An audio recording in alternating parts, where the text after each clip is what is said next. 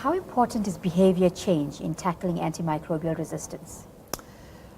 If you want really effective change for patients, it usually involves some form of behaviour change, both of the professionals themselves and also of the patients. I think certainly I would see behavioural change being looked at alongside the really sort of practical, clinical change that you would want to see, because we are asking health professionals to view antibiotics differently, to steward them, to really understand that they are to be preserved, to really understand the impacts of actions in the use of antibiotics requires an attitude towards that is not just clinical but behavioural as well. So I think that also we're asking health professionals to challenge one another, and I think pharmacists are very well placed to intervene, to challenge, to test in an appropriate way the prescribing habits of health professionals in the prescription of antibiotics, and that takes courage. It takes perhaps different interpersonal skills, it takes clinical skills as well, and I think that all of those behavioural elements need to feed in and influence educational and professional further development programmes, so we're looking at that at the RPS.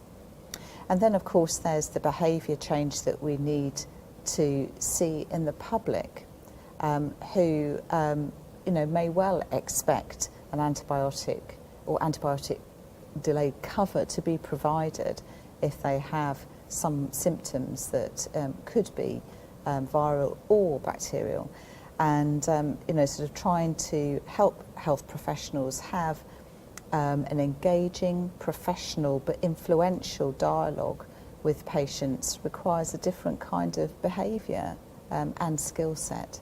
So I think we need to be serious that behaviour change is there and needs to be we need to support our health professionals with different range of skills to be able to manage those behaviours interprofessionally and also with patients.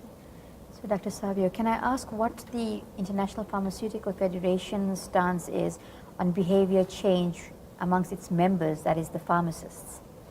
Yes, you know that behavior change is one of the most difficult things to achieve, because also aligned with this we have to work on change of mindset of the patient. We are working in order to transform pharmacy education, because if you have a picture all over the world, there may be many schools of pharmacy where there is a balance between science and pharmacy practice, but still in many regions they are more science orientated than practice orientated. So we need to push forward transformation of education in order to give more clinical support to pharmacists and to create more confidence in the work, so to have more elements to arrive to patient behavioral change.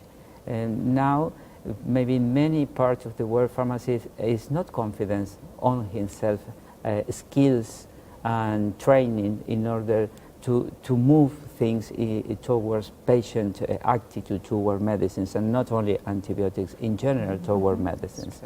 And so I think that it really needs an educational revolutions in terms of speaking globally. We know that there are excellent schools of pharmacy where the clinical skills are very well established, but this is unluckily not the general situations. Also, once suitable educational programs are well established, we need to create national campaigns with support of governments, authority, in order to increase public awareness that if we press to use antimicrobials, there is a natural selection that will occur anyway. But if we push with inappropriate use, we are increasing this antimicrobial resistance. And so we have to work in public awareness and in changes of mindset. And to do so, pharmacy has to be supported. On behalf of the Global Respiratory Infection Partnership, I would like to extend my sincere appreciation to Dr. Eduardo Savio Thank you. of the International Pharmaceutical Federation and Helen Gordon of the Royal Pharmaceutical Society. Thank you very much for your time and your invaluable contributions. Thank you for your It's a opportunity. pleasure.